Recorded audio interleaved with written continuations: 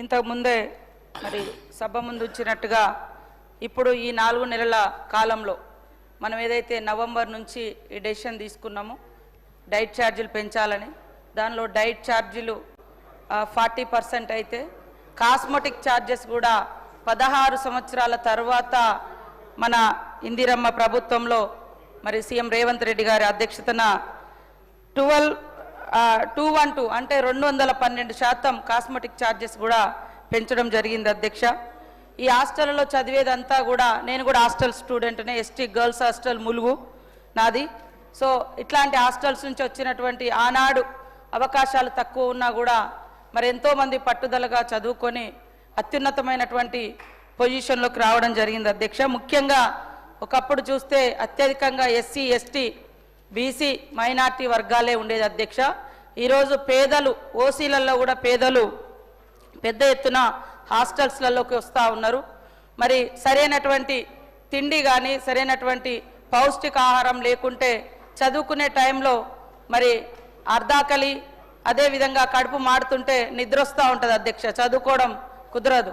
కాబట్టి పిల్లలకు మంచి పౌష్టికాహారాన్ని అందించాలన్నటువంటి లక్ష్యంతో సీఎం రేవంత్ రెడ్డి గారు ప్రజాప్రభుత్వం ఈ రకంగా 40% డైట్ అదేవిధంగా 16% 212% కాస్మెటిక్ ఛార్జెస్ కూడా పెంచడం జరిగింది అధ్యక్ష. కాబట్టి ఈరోజు పిల్లలందరి యొక్క భవిష్యత్తును మన చేతిలో ఉంది. ఖచ్చితంగా విద్యకు ఈనాటి మన ప్రభుత్వం అత్యధికంగా మరి ప్రాధాన్యత ఇస్తున్నది. కాబట్టి విద్యార్థులందరూ ఈ యొక్క విద్యార్థులే మన దేశ మానవ వనరుల అధ్యక్ష. వారిని మరి సమున్నతంగా వారి జీవితాలు వారి యొక్క నాలెడ్జ్ని పెంచడం కోసం ప్రజాప్రభుత్వం పూర్తి స్థాయిలో బాధ్యత తీసుకొని మరి మనం అక్కడక్కడ కొన్ని ఘటనలు జరిగితే కూడా వెంటనే ఆ ఘటనలకు సంబంధించి కల్తీ ఆహారం కావచ్చు ఇతరత్ర జరిగినప్పుడు వాటి మీద కూడా యాక్షన్స్ కోసం మరి చర్యలు కూడా సంబంధిత అధికారుల మీద తీసుకోవడం జరిగింది. ఉమెన్ ఐఏఎస్ ఆఫీసర్స్ను నైట్ హాల్ట్ కూడా చేయమని చెప్పడం జరిగింది. అదేవిధంగా మరి వివిధ హోదాలో ఉన్నటువంటి పొలిటికల్ లీడర్స్ కూడా నైట్ హాల్ట్ చేస్తున్నారు.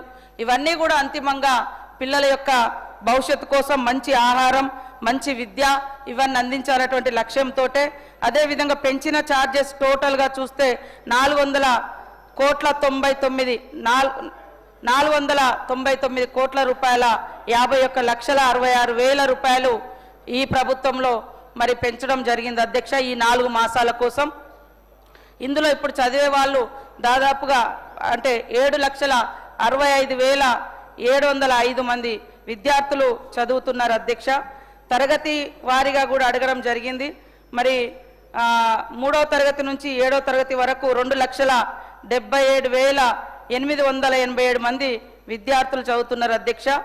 నవంబర్ నుండి ఫిబ్రవరి 25 వరకు ఉన్న లెక్కల్లో మరి 1,47,883 మంది విద్యార్థులు ఉన్నారు అధ్యక్ష. అదేవిధంగా 8వ తరగతి నుంచి 10వ తరగతి వరకు మరి 2,59,328 మంది అధ్యక్ష. ఇంటర్ నుంచి పీజీ వరకు 2,28,500 మంది విద్యార్థుల అధ్యక్ష. ఓవరాల్గా టోటల్గా స్టూడెంట్స్ హాస్టల్స్లలో 7,65,705 మంది విద్యార్థులు చదువుతున్నారు అధ్యక్ష. వీరందరి సంక్షేమము మన బాధ్యత అధ్యక్ష. ఇంకొకటి చూస్తే ఈ డైట్ ఛార్జీలతోటి మరి సెంట్రల్ గవర్నమెంట్ నుంచి కూడా గతంలో మనకు క్లాస్ 1 నుంచి 8th వరకు స్కాలర్షిప్స్ ఉండేది అధ్యక్ష. కానీ 2022లోనే సెంట్రల్ గవర్నమెంట్ వాటిని ఎత్తివేయడం జరిగింది అధ్యక్ష. ఏక్ భారత్ అదేవిధంగా శ్రేష్ఠ భారత్ అని మరి త్రిభాష అవి ఇవని చెప్తా ఉన్నారు. కానీ విద్యార్థులకు ఇచ్చే అటువంటి డైట్ ఛార్జీలు కానీ స్కాలర్షిప్స్ కానీ ఇవ్వకపోవడం మూలంగా ప్రభుత్వం మీద మన స్టేట్ గవర్నమెంట్ మీద పెద్ద ఎత్తున భారం పడ్డప్పటికీ మరి విద్యార్థులే మన భవిష్యత్ అనే ఉద్దేశంతో ఎన్ని కోట్లైనా పర్వాలేదని ఈ డైట్ ఛార్జీలు మెస్ ఛార్జీలు ఆ స్కూల్లో హాస్టల్స్ ఆధునీకరించడం ఇలాంటి అన్నీ చేస్తూ రాబోయే కాలంలో ప్రైవేట్ ఇన్స్టిట్యూషన్స్ల కంటే ప్రభుత్వ కళాశాలలో ప్రభుత్వ హాస్టల్స్లో ప్రభుత్వ బడులలోనే పెద్ద సంఖ్యలో విద్యార్థులు వచ్చే విధంగా మన ప్రభుత్వం కృషి చేస్తుంది అధ్యక్ష. మరి సెంట్రల్ గవర్నమెంట్ సిచ్యువేషన్ చూస్తే బొట్టు పసే గాని బోనం పసలేదన్నట్టుగా విద్యా పట్ల కేంద్ర ప్రభుత్వం తీరు కూడా ఉంది అధ్యక్ష.